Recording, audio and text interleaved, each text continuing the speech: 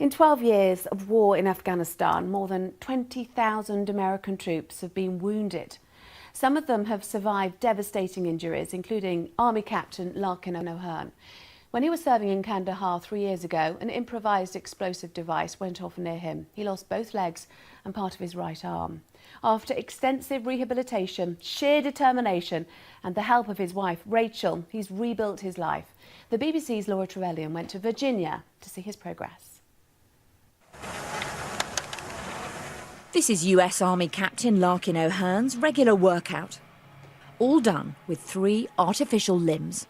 It's an impressive feat for someone who nearly died 3 years ago.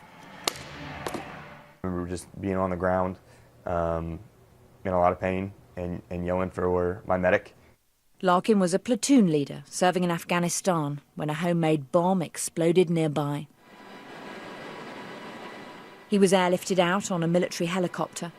The blast took both of his legs and the lower part of his right arm. The army called his wife Rachel to tell her what happened. She was at Larkin's side when he woke up. He was on a breathing machine, so he couldn't talk, but he could kind of wrinkle his eyebrows and kind of wiggle his nose at me. I knew that he was still himself. I can't imagine coming conscious really for the first time and trying to assess and deal with everything that had happened without her being there. And Rachel's been there ever since. What role has she played in your recovery? I think a good question would be, what role has she not played? At the beginning, the rehabilitation was difficult. You know, I used to have to remind him to breathe when they would take him off the ventilator. He could do it, he would just forget. Larkin has said that you believed in him when he didn't believe in himself. Yeah.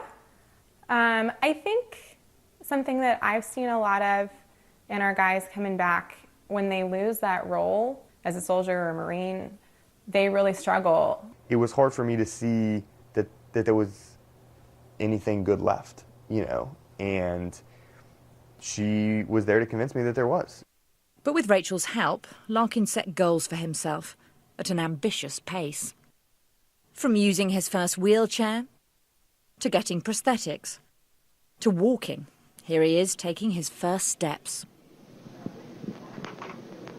Larkin's most important goal was set for the day the soldiers he served with came home from Afghanistan.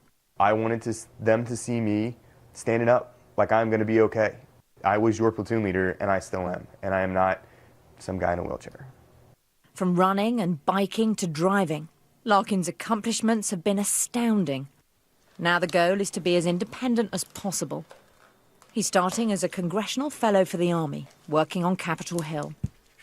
Riding the metro, riding an escalator, the things that I'm able to do that allow me to be in an office and they ask and they say, what kind of accommodation do you need? I say, I don't need any accommodation. I'm happy to be here. Let's get to work. Larkin's resilience has been key to his recovery, and he's getting stronger every day. Laura Trevelyan, BBC News, Fort Belvoir, Virginia.